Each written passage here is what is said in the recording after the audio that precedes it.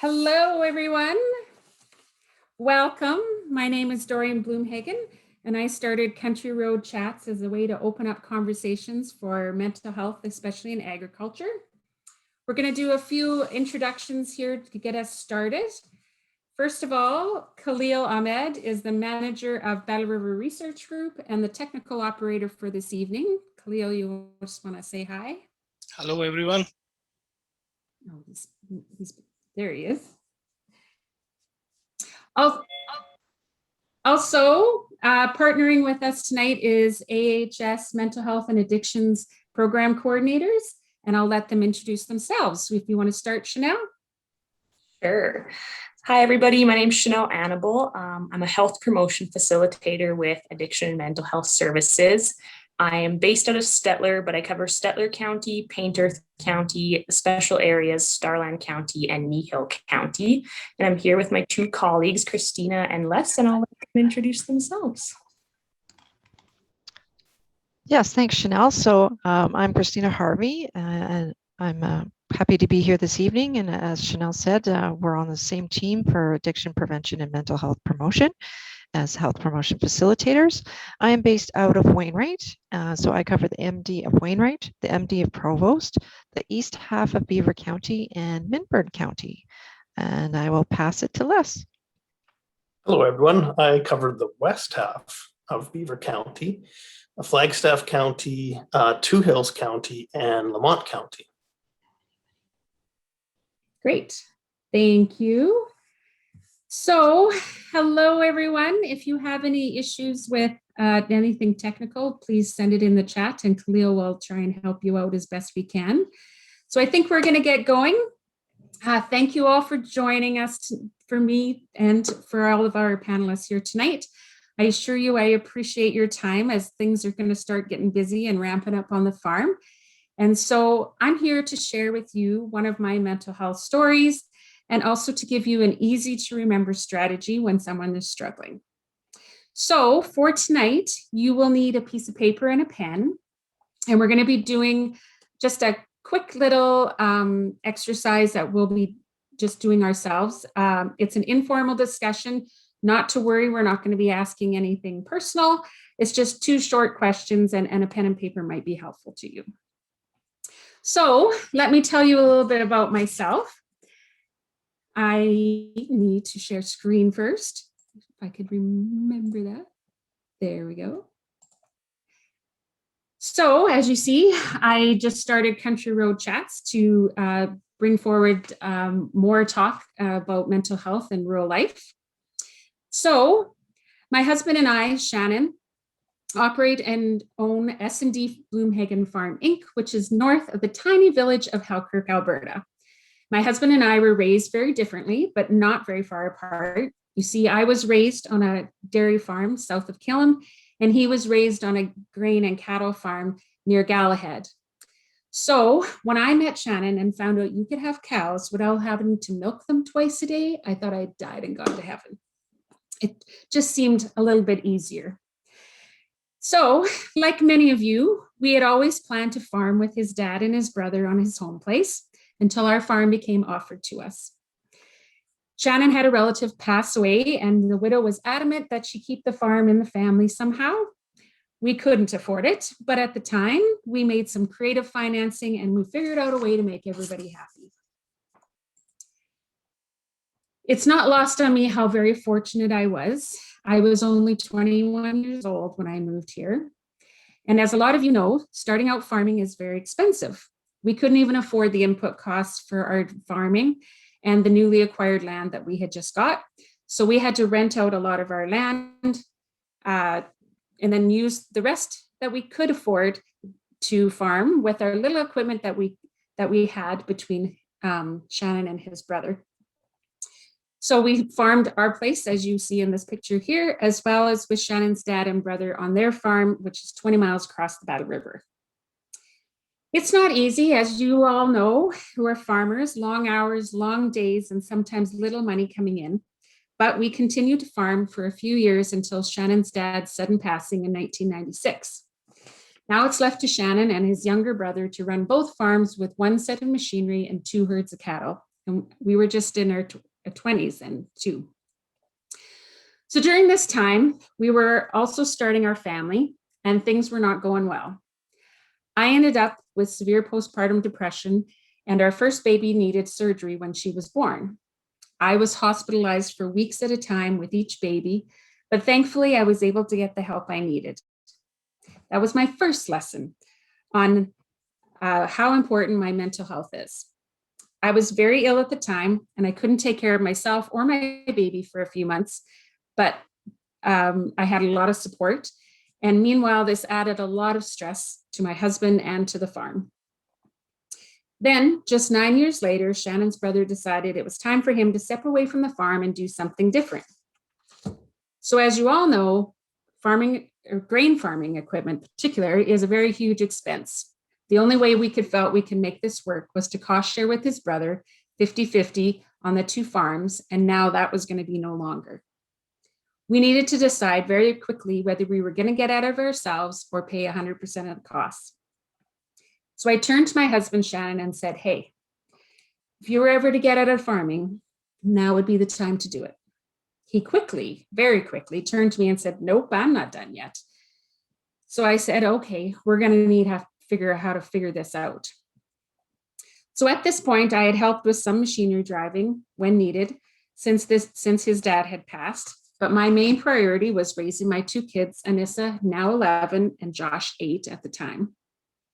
If we were to farm on our own, I needed to step up and fill some big shoes. So I'm all of 5'2" on a good day, and machinery, I can tell you, is not built for short people. Shannon knew he'd also have to be stepping up as well, but we decided we were up for it.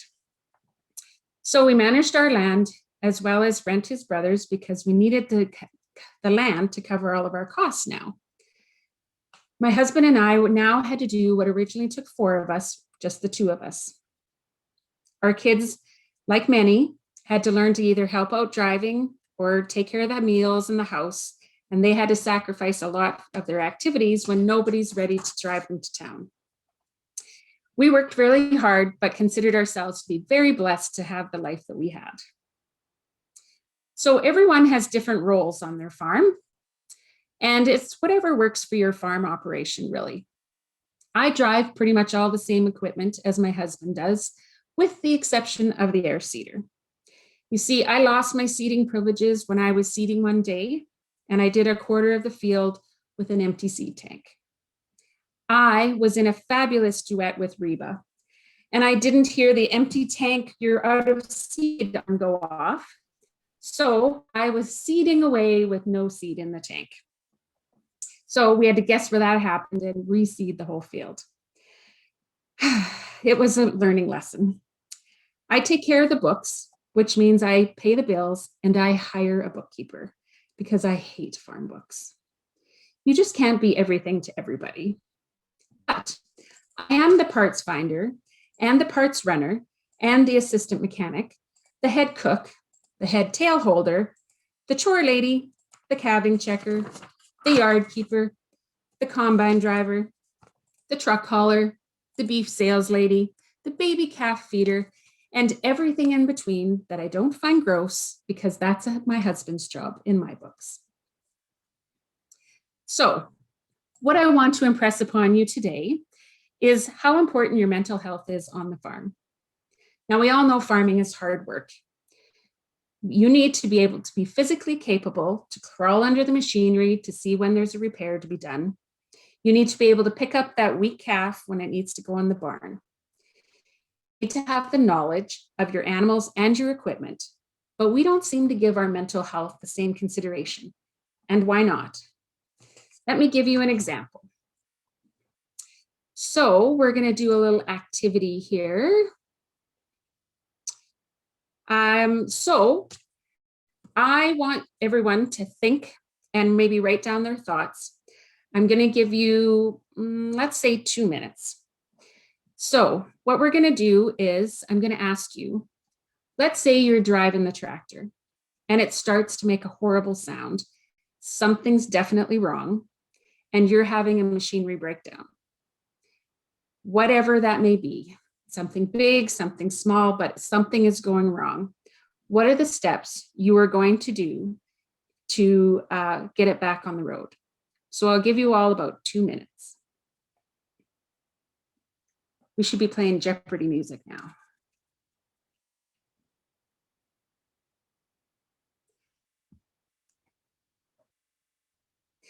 If you have some answers you want to start with, you can start them in the chat, or you can unmute yourself and I may call upon you to see if you have some input.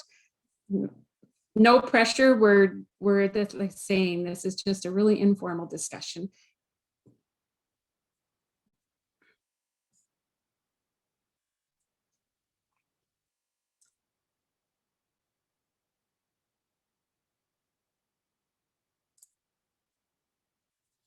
And whenever someone is ready, I think we should start. So I guess I want to ask, there's lots of you on here that I know are farmers.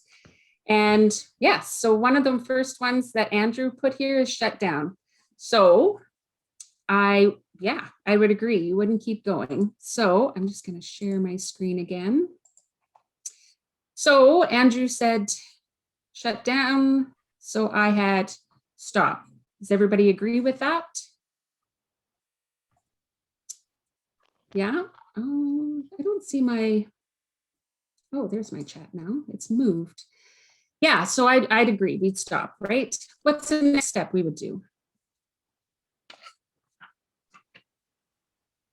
Anybody else? Find a solution on YouTube.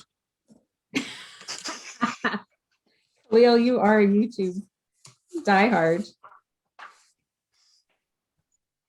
So it was causing you problems. Call the husband, it's his fault. How about look around, listen to the machine? Yeah, I like that one. So we're stopping the machine. We're gonna listen. We're gonna investigate. Yes. What's going on? Farmer cuss. I can't imagine any farmer doing that. So our next step, we stop, we're listening. What else is now? We've now listened. We gotta find out what the problem is, right? Call for backup, get help. Sometimes, yeah. We got to find out what the problem is. We don't know what's wrong yet, right? So there's lots of farmers on here. I know. Find out what the problem is. Now what? Get some tools. Yeah. Yep. And we got to figure out, like, if it's, let's say, a seal or an alternator. I sound like I know what I'm talking about. I do some repairs, but how about if we, how do we fix it? I'm the farm wife this happened to. How do we fix it, right? If we got some leakage, we know that there's something wrong. If we got a big sound, we know there's something wrong. We got to figure out how are we going to fix this, right? And right, we might need some tools, or we might need some fluids, or we might need some parts. What do we need to fix it, right? So, yeah. And Shelley had read my mind there. If we can't fix it, what do? We're probably going to call for professional help. But if we can, we're going to take the time to fix it, right? We're going to call for professional help, be it mechanic, your neighbor down the road, whatever, right? So to me, would everybody agree that these would be your typical steps when you're having a machinery breakdown? I'm going to see the chat here. Would everybody think this is a reasonable? Yes, I got one yes. I don't want to be presumptuous. This is just what works on our farm. Agreed? Yes. Everybody? Great. Good list. Awesome. Okay, so I am going to move to a different screen. We're going to, oh, nope, where'd my whiteboard go? I'm going to ask you another question. And, oh, I lost my whiteboard for some reason. Okay, we're going to go back. Go back here. And we're screen sharing. I don't know what happened to my whiteboard. Okay. So I'm going to ask you another question. Okay. So we figured out what we're going to do for our machinery breakdown. And everybody said they were good with this list. Yes. And it's crazy how much importance we put on these machineries, the machine when it's the busy time, right? You need it to be going all the time. You have to have everything in order to get your job done. I drive combine in the fall. That's my machine. And if that machine's not moving, the whole operation comes to a halt. And I'm sure you can all relate. There's been times when I've been stopped in the field and within seconds, and I kid you not, seconds, not even a minute, I have my husband on the two-way radio and he's asking, what's wrong? Why have you stopped? Are you plugged up? Have you picked up a rock? And I'm like, just relax, man. I need a bathroom break, right? But those machines need to be going all the time. And it's a big fear of ours if it's not. So we're going to move on to our next question. Still in the chat box, if you would like to answer, I want you to write down, still with the same people in mind that you farm with, what would you do if suddenly your partner or your son or daughter that you farm with is having an emotional breakdown? What are the steps when that happens? Feel free to unmute or to put it in the chat. Whoops, sorry, I'm getting mixed up here. There we go. Whoops, why does that go there? I lost my chat somewhere. Ah, there it is. Okay, assess the situation is one suggestion. Ask them what's bothering them. Stop everything. I like that. Andrew says, let's stop. So let's go there. Stop. So somebody's having a really hard time. You can't ignore that. You got to take the time and stop whatever you're doing. If you're working on machinery or you're having a family meeting, you got to stop. Yes, and talk with them, give them support, reassure everything is okay. Listen, I like that too. So let's go with listen. So somebody's really upset. You got to address it. You got to listen. Then what? Reassure is a good idea as well. Anything else? Make a plan. Yeah. Making a plan. We got to find out why, what they're upset about. Oops. So let's find out what the problem is. Could be any number of things, right? It could be that they're struggling with some finances. They're having a hard time making loan payments. Maybe their off-farm job is high pressure right now. Maybe they aren't getting enough sleep. Maybe they aren't eating. Could be any of those things, but you got to find out what the problem is. And Jim was thinking the same steps, and I like that idea, Jim. So Andrew said, acknowledge their feelings, assess the seriousness. Right. So how do we fix it? I don't know. Sometimes we need to talk about that, right? Do they need some time off? Do they need to take some time with their family? Do they need to have maybe some refinancing, talk to their advisors, right? And again, we're going to go to what are we going to do, right? What do we need to fix this? Maybe it is refinancing. Maybe it's getting some time off of one job or the other. It could be any number of things. And yes, I like the idea of using the same steps for an emotional breakdown as you do a machinery breakdown. We all know what to do when it comes to machinery. And it didn't take you guys long at all to get that. But when I asked you about your emotional breakdown, I bet you all hesitated because you weren't sure what to do and in what order to do it. So I'm going to stop sharing for a moment. So thank you all for participating in that little exercise with me. I can tell you that, yes, lots of farmers don't think twice about the machinery, but a family member is way more important than a tractor. And it's the same steps, but taking the time to do it. I remember harvesting the first couple of years by ourselves, and I was crying in the combine, just ugly bawling, because I was so tired. I was so stressed. And because I hadn't spent much time with my kids, I didn't have lunches ready or meals ready. I had to run to get parts. Shannon was servicing the equipment, and the weather was going to change, and we weren't done yet. And I was just not handling it well. We didn't know how to handle it, and it was never in our plan before this. Usually what we had said before is we suck it up, we get it done. You can rest later. You can spend time with the kids later, but it's not forever, just until the crop is in. But soon we found out it was happening every busy season. Calving, seeding, haying, harvest, and so on. And soon we found as we got older, we just couldn't ignore it anymore. And my husband and I would start fighting, and we'd just be generally miserable and wondering why we're doing this. We just couldn't keep going the way we were.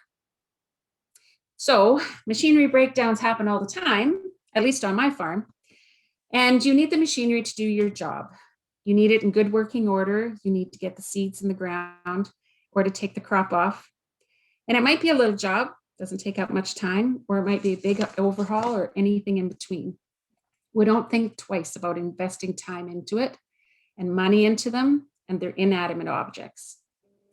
So why wouldn't we take the time to spend on each other when there's a breakdown of a different kind? It doesn't have to be a complete mental breakdown.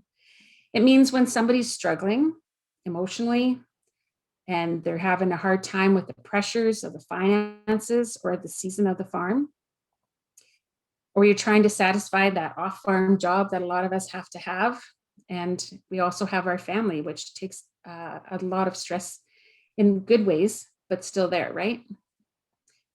So I can honestly say that my husband and I, we almost gave up on farming. There was more than once we thought we were going to have to pack it in. There was more than just a few times we had hit some circumstances that we weren't planned. And we had more than one time that we did not know how we were going to carry on with farming. So thankfully, as I had mentioned before, I had learned I could not ignore my mental health, and my husband struggled as well. So we both had to learn the hard way that it just doesn't go away. You need to address it. So let me tell you why we found it so important to make sure that you have good mental wellness all the time. One day, Shannon, my husband, had to lift something he had done 100 times before. He found it becoming increasingly more difficult, and he found everything to getting harder and harder every day. Walking, getting up from a chair, the simplest of tasks, anything using his legs, were getting impossible for him to do on his own. He needed help just to walk across the room. So after just one appointment with the doctor and one set of x-rays, he was diagnosed with avascular necrosis. It's when there's an interruption of blood flow to the top of your femur, which will be my femur here, causing it to die and flatten on the top. And therefore the ball and socket does no longer fit together, but they actually work against each other. Further help was going to be needed, so we were sent to an orthopedic surgeon in a nearby city. And by this time, it's calving season on the farm, and our workload has increased incredibly, and even just walking for him was a chore. At this time, he needed 2 canes to walk, and he couldn't survive without his quad outside. So the orthopedic surgeon was quick to confirm the diagnosis and soon told Shannon his only cure would be to have 2 complete hip replacements, or he's going to lose the ability to walk. So now Shannon's only 49 years old. It's not like he's old and ready to retire. He still had lots of years to work and a family to support. The surgeon had no reassurances for us until he saw how the surgeries had went. I will never forget that day as we walked to the doctor out of the doctor's office, sorry. We never said a word until we got to the truck. Then I asked him, "Are you okay?" So I want you to imagine sitting beside your spouse as they cry uncontrollably, and there is nothing you can do. Nothing will make it better. So I take a deep breath and I say, "Dear, we're going to figure this out." But in my mind, I had absolutely no idea how. So when we went home, we had some big decisions to make and some planning to do and some homework to look up avascular necrosis and hip replacements and farmers who had had them and continued on farming. I wasn't very successful in that search. So once again, I turned to Shannon and said, "Hey, you were ever to get out of farming, now would be the time to do it." Once again, quite quickly, he said to me, "Nope, I'm not done yet." I said, "Okay, so now we need to figure out how we're going to make this work." It's not like I ever wanted him to quit farming when I asked him that. It's just that once again, I have no idea how we are going to make this work. I have since learned that's the difference between a finite and an infinite mindset. That's for another talk. So by this time, it's early spring, the crop had to get in the ground. Shannon managed to gain back a little bit of mobility doing yoga and manage his pain somehow. He could have his surgery whenever he was ready, but he was considered an emergent case.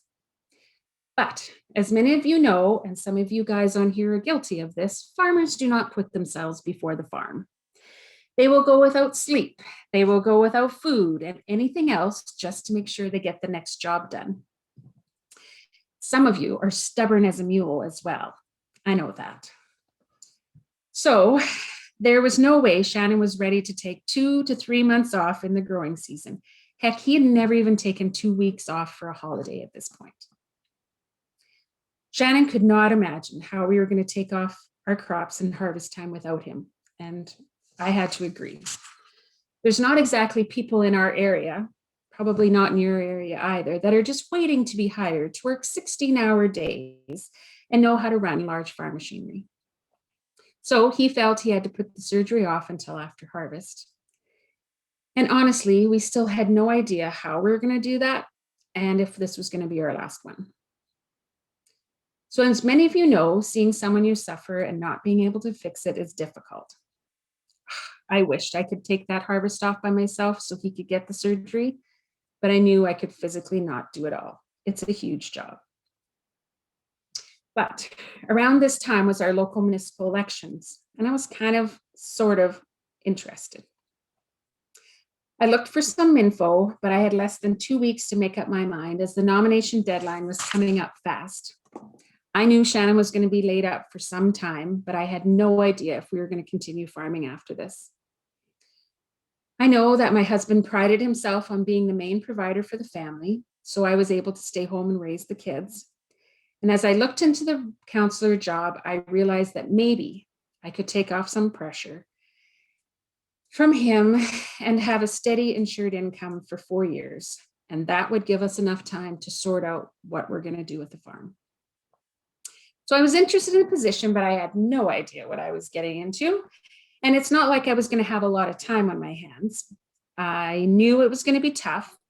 I anticipated we could be in this for the long haul with his hip replacements.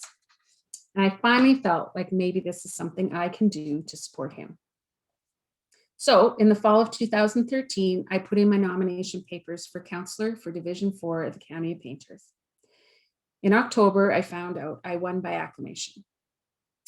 I took this as a sign. I can do this. Lord, help me and let me do this. So back to Shannon. We managed to put extra steps on all the equipment so that my son and I could get him in and out of the machinery to take off this year's harvest. Wasn't easy by any means. He was in constant pain, but we did it and we got all the crop in the bins. And at this time, we had approximately 130 head of cattle in our cow-calf operation. Because I'd be doing all the chores by myself while Shannon was recuperating, he felt we could sell a third of the herd to make things more manageable. I don't mind doing chores. I actually quite enjoy it, driving tractor and doing all that. But what I don't like is being cold. Oh my gosh, people, I hate it. My biggest pet peeve in life is being cold. So now it's November and I'm trying to wrap my head around my new job and be a nurse, which I'm not good at, and get the farm ready for my takeover.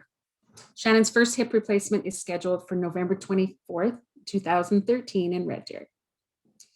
I will never forget the crisp, clean smell of the hospital. It reminded me of earlier times when I was sick in hospital.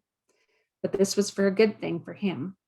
This was going to be for something to get him going and to finally get him the help he needed for 9 painful months. So all went well with his surgery. He was wheeled back to his room and I was waiting for him there, and I will never forget him saying, the pain, it's gone. And what a big sigh of relief he had. And what a great feeling that must have been for him. So we're halfway through this journey, onwards and upwards from here. By all accounts, Shannon was doing well, but we were constantly asking for reassurance from the surgeon and the nurses and the hospital staff just to make sure. So Shannon had physiotherapy every day in the hospital to get his recovery going. And on the last day, we had a physiotherapist who would go through the routine and decide if we were ready to go home. So pleased with Shannon's progress. After only a few days, I recall saying to him, wow, this is great. I didn't expect it to go this well. Do you think that he can be back farming before spring? And I'll never forget that therapist's reply. He said, oh, I don't think you'll ever be farming again. That hit us both right in the gut. He said it. Our worst fear, our biggest challenge, and the life we love, we thought may be gone. I can feel it in my belly right now, just talking about it. Our minds are now going constantly, and we're trying to figure out what we're going to do. So within just a few days, we were home on the farm, and Shannon was to begin his road to recovery for the first of 2 hip operations. So starting the day, I need to get him up and going, and then I get all the chores done. First thing I do is I go out and I check the feedlot animals. And the first thing I see when I get in the pen is a calf dead upside down in the feed bunk. Oh. First day on the job, and there's already a dead one on my watch. So I go ahead, I do chores, and every time I look at the house, there's Shannon with his hands and his forehead up against the window, wondering what's going on outside. I can tell you all of my windows are bent. They have permanent forehead marks on them, and because he was pressing so hard trying to see what's going on. So that winter, I swear, it snowed 4 feet every day, and it felt like 40 below every day. I had those hot hand thermal heaters shoved in every orifice of my body in my coveralls to avoid being cold. Pushing snow and bedding was a constant chore for hours, and every day I had a new appreciation for all the work that Shannon had done over the years.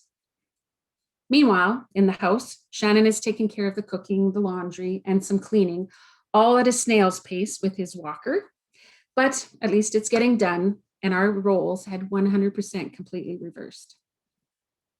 Once again, we did it. We had no idea how, but we did. We survived the winter, and Shannon's recovery was coming along nicely. He was dedicated to his physio and getting back in the tractor seat. And I could tell that the negative physiotherapist comments were fading more and more every day. Shannon still had a lot of pain on his non-operative side, but it was getting better. Halfway to a full recovery, Shannon's able to enjoy Christmas and prepare for calving season coming up in February. As in everyone's life, there's no good time to be down and out. Finding time on the farm for Shannon to be out and again for another 2 to 3 months was not easy. He needed his second hip replacement as he was continually to deteriorate on the right side. So Shannon decided it's got to be after seeding season. We went through calving.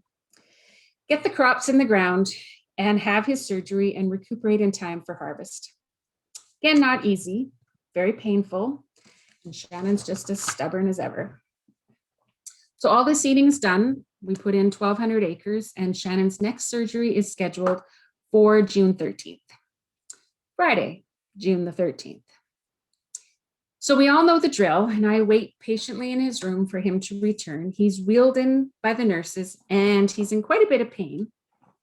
And I was waiting for this another big announcement, all the pain is gone. And it didn't happen. They gave him some time, came back for the first walk, which you have to do within 4 hours of having hip replacement surgery, and he can't do it. He can't even stand up. So they call the surgeon in, and Shannon explains, it's different this time. I don't know what it is, but something is different.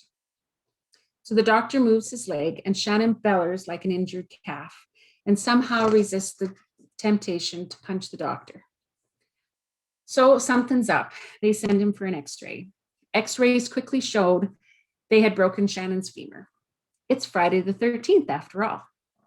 One too many whacks with the hammer on the ball and the spike that goes down into his femur, and they had split his femur wide open halfway down. Now his physio and his recovery have been altered, and damn it, that physiotherapist's voice is back in my head. I don't think you're going to be farming again. So our hospital stay was a little longer, but we were still back on the road to recovery. And I honestly believe this made us slow down and re-examine our priorities. You never know when you're going to face a physical challenge. We certainly never saw this coming, and this shakes you up. We found out there's a lot more to life than working. And Shannon discovered he didn't have to do everything himself. And there are times when it's good to ask for help and not considered weak. And by gosh, other people, including his good wife, can do some of the things just as well as he could, even though he was pressing his forehead and hands up against the window watching me the whole time. I think we both gained a new appreciation for each other's roles, but the most important thing we learned was how important our mental health had to be to get us through this. During this whole time, we had such uncertainty and some really low points in our life. Both of us were exhausted physically and emotionally. Neither one of us wanted to disappoint the other. We had both gone through dealing with depression and anxiety before this. Shannon had saw that medication and therapy had helped me get better. So when he found himself in the same boat, he wasn't afraid of it. He had seen the results in me. So we made a pact. If we ever found ourselves in this situation again, we would know where to go, what to do, and we wouldn't be afraid to do it. So Shannon made an appointment with our family doctor to discuss going on some medication and possible therapy. So around this time, my good friend had started to reveal that she had started teaching meditation. You guys probably have heard of meditation, and it seemed a little woo-woo for me at first, but I wanted to support her, and my curiosity was getting the best of me. Thank heavens I did follow her lead. She taught me how to slow down my mind, practice gratitude, to relax, and I just added another tool to my tool belt of dealing with mental health, and I can honestly say it's seriously changed my life. Took a series of her classes, and a lot of it reminded me of what I had learned while I was in hospital recovering from postpartum depression. And once again, my husband is watching me with his hands on his forehead out the window, watching me go back and forth to classes. And it's not long after that he decides to come with me to see what I have found. I get it. It's hard to get your husband to try something new. I will say my husband is very open-minded when it comes to that stuff, but it's only because he's seen the results. If you're learning about something new, particularly when it comes to your mental health, share it with them. He might not be interested in the first time, but keep sharing and do it with your friends as well. Invite him to try something in the privacy of your home. Nobody will notice, and that's fine. My goal is to make talking about your mental health the same as any conversation as you would with physical health. And why shouldn't it be?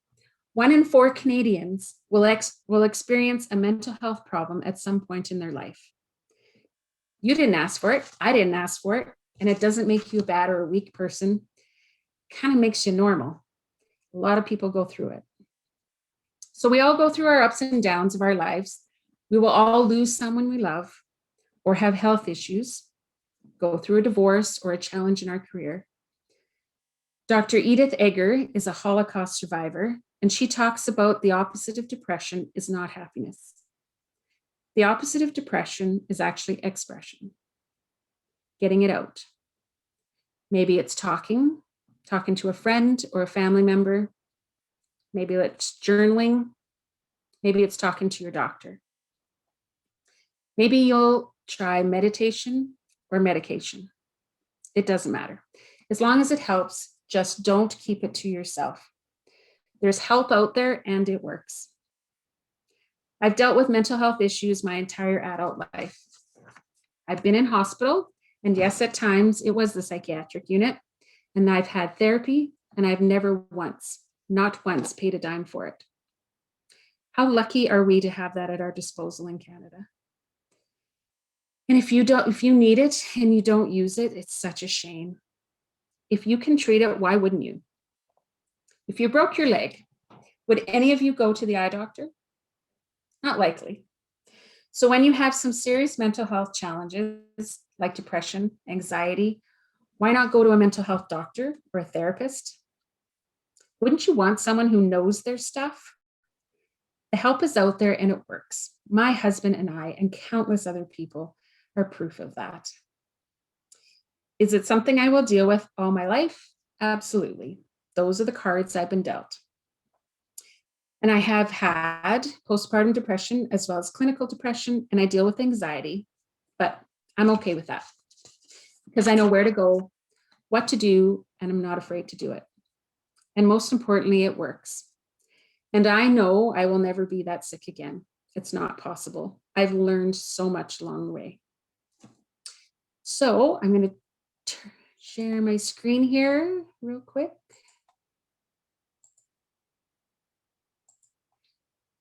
So the one thing that we learned was to talk about it. In our experience, we were going to determine our outcome because we had had discussions ahead of time, many, many discussions. We had gone through Shannon's hip replacement with the attitude that he is not done farming yet. If we had listened to that physiotherapist, we could have given up. We give the experts a lot of weight, doctors and therapists. And it was this particular physiotherapist that stuck with us because the negative always does. And we were determined this is going to be a success story. Our willingness to talk and be positive, have a good attitude, kept us on track, knowing that our mindset is going to determine our ending. We also decided to make mental health part of our farm plan.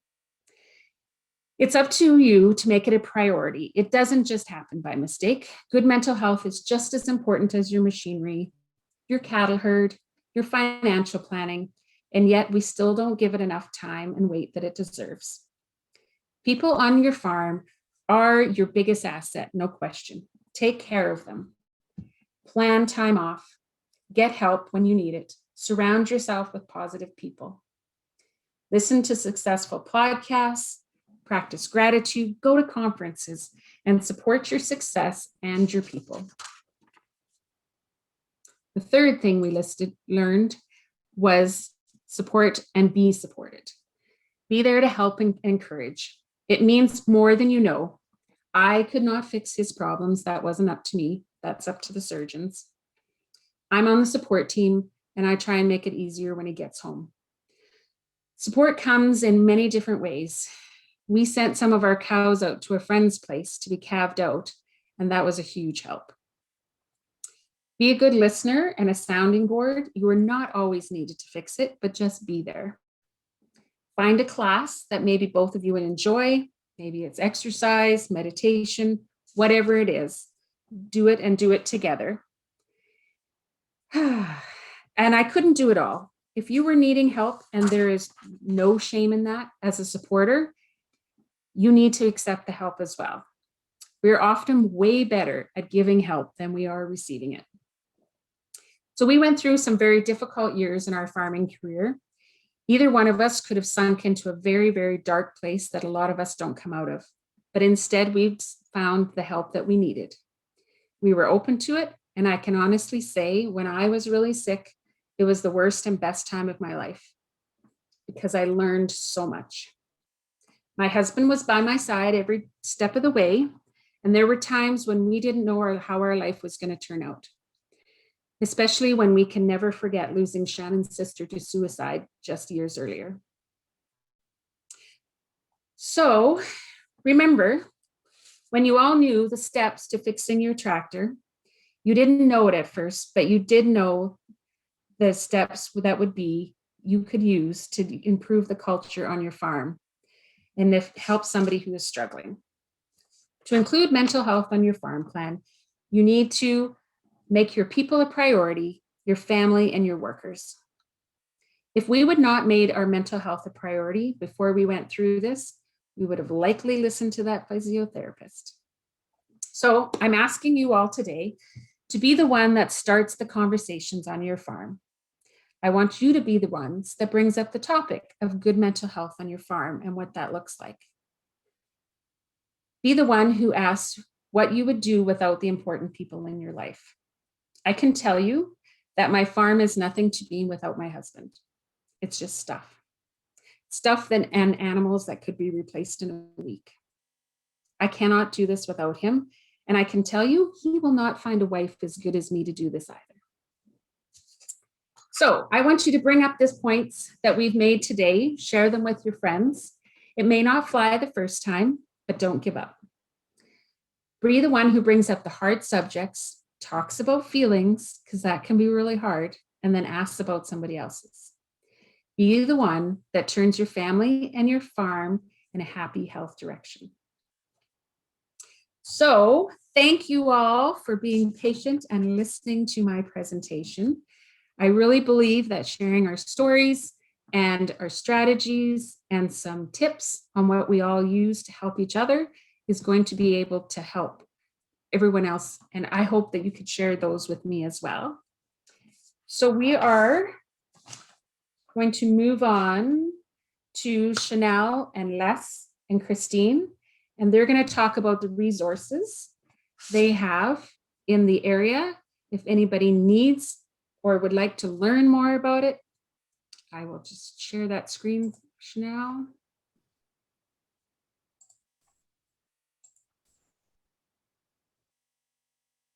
Thanks, Doreen.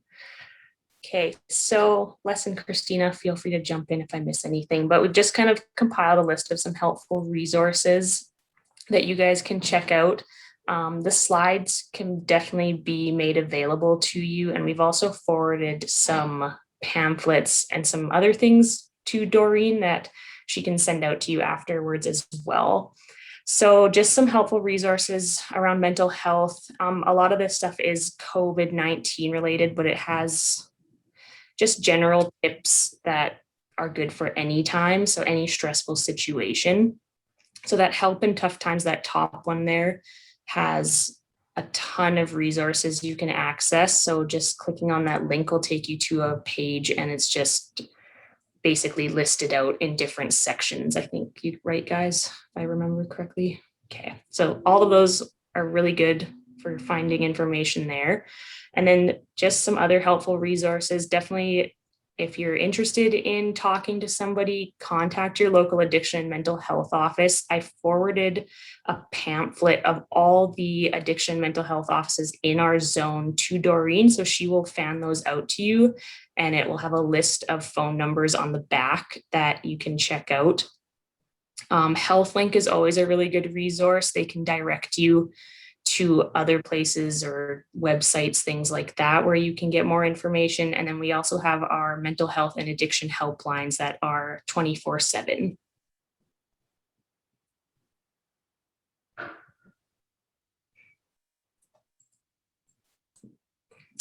And then Les and I kind of compiled this list of websites from our Tough Enough to Talk About It program. So some of these will be directed towards men and their mental health, but just again, some different places you can visit for tips or strategies. The Heads Up Guys or Man Therapy are obviously the ones directed towards men and talking about their mental health. So some good good places to check out there. Mood Gym will probably include things more like, we talk about like breathing, meditation, things like that. Well, I like the man therapy. It's Yeah. good. It's kind of funny. And this is all of our contact information. So our email addresses are there and those can get sent out as well. So if there's any other resources like brochures, or you don't know where to find something, or just want more information about any topic, feel free to reach out to us. There's probably some separate things in each of our communities that we can point out to you. And yeah, we're here if you need us, and we can get you where you need to be. Anything else, you guys, that I missed? Oh, that was great. Yeah, I was just going to mention sometimes question because of COVID, people are wondering like, can we see somebody in person or not, right? And so absolutely, all of our offices are open, so you can come in person. Naturally, we have as maybe you've experienced in other places, some screening questions and masking procedures and kind of some sanitation kind of things. But you can come in person, but we also have virtual options as well. So you can have phone calls, or you can do, a Zoom call as well. So it all depends on your comfortability. But we are here in person, ready to support you if you wish. And all our offices are open from 8 to 4:30, Monday to Friday. So Awesome. Okay, so we will have a question and answer period. If anybody would like, they can unmute themselves and ask questions.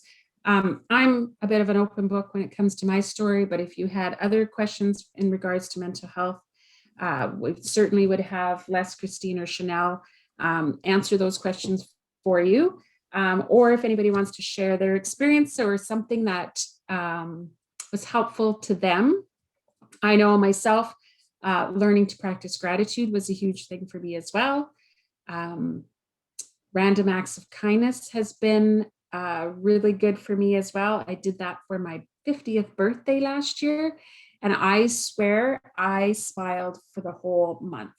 I had asked friends on Facebook to do a random act of kindness for me for my birthday, and I was looking for 50, I got like 60 some, and oh my gosh, it did me a world of good in a time that everybody was pretty isolated.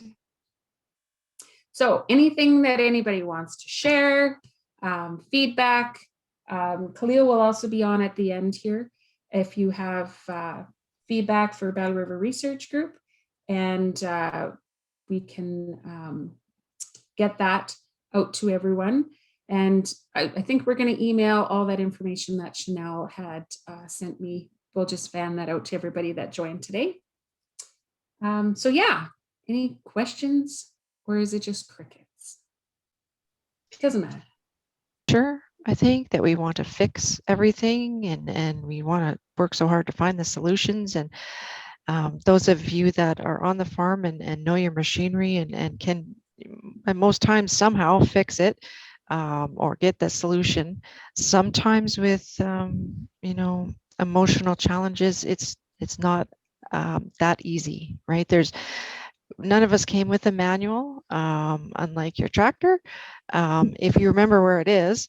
So I think it's just being open to that, and being okay that you don't know, and have some of that patience with each other and yourselves in kind of discovering what works. And Doreen, you gave lots of different things in terms of maybe meditation or gratitude, and there's so many different things, and all of us have to find that thing or two or three that work for us. So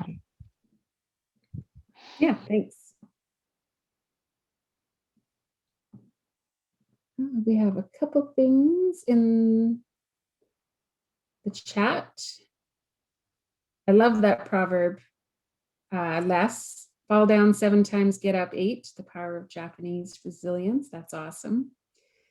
Love the personal story. Thanks for BRG for organizing. Yes, thank you. You may have noticed This is my first presentation, and I am very appreciative to Battle River Research Group for giving me this opportunity, and to Khalil for helping to organize and doing the tech part, as well to Chanel and Les and Christine, who have been great partners in this as well. Thank you. Thanks for sharing your story. Thanks. And I hope more people do share their story.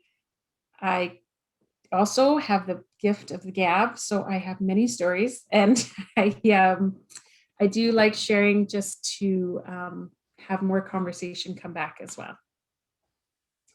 So if there's not anything else, I will have Khalil come and end with some information about Battle River Research Group and how you want to talk about a survey and feedback. So first of all, Doreen, thanks a lot for sharing your story with us. It was awesome. Really enjoyed the presentation and your story. And thanks a lot, people from Alberta Health Services channel, Les and Christina, for joining us. It was awesome. And we're going to put those resources on our website as well, and we're going to publish in our newsletter, so you guys can access it anytime. So in the end, I just wanted to mention one thing, that our survey is available online. So please visit our website, battleriverresearch.com, and fill out that survey, because past few months, you guys noticed a lot of changes in Alberta government and creation of ARDAR. And we wanted to continue those services in our area, which are very useful for farmers in our area. So please give us your feedback, so we will try to continue those services in our area. And thanks a lot for joining us. Thank you. Thank you, everyone. So yes, any other feedback, by all means, email Battle River Research Group, and Khalil will make sure to get that to any and all of us. Shelley has a comment. I think folks worry that they will be forced to take medication, but start by seeing a mental health therapist. Absolutely. I also see a mental health therapist, and it's been great for me. But yes, there is a lot of fear, and I hope that people reach out some way or another and realize that it's not that scary. It's a blessing to have help. So if we don't have anything else, I think we will conclude tonight at 8:02. And thank you all very much for taking the time to listen. And I do hope that you will share what you've learned tonight and use it on your farm and maybe with your friends and family. So thank you all. I appreciate all that you've done to come and support our presentation tonight. Thank you. Thank you. Thanks, everyone.